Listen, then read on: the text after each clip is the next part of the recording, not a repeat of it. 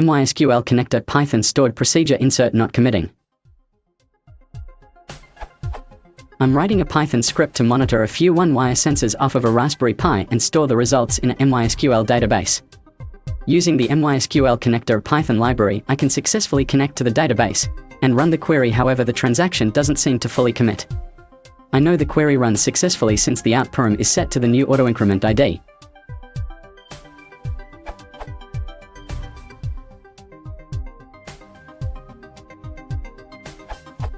However, when I attempt to query the table, select asterisk from sensors, I get 0 results. If I run the procedure from the MySQL workbench or from a .NET application, everything works as expected.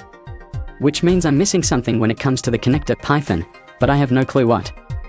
I'm extremely baffled since the auto-increment value does increase but no records are added. There are also no errors reported.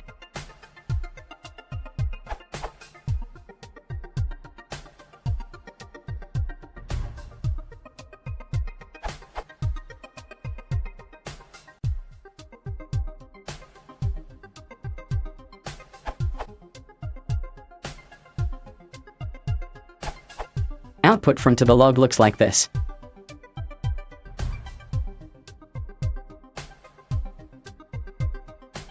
Asterisk asterisk edit. Not sure why, but adding autocommit equals true to the connection.openParam seems to have resolved the issue.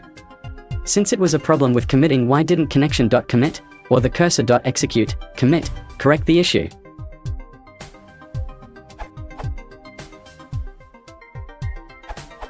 The problem is actually in your code.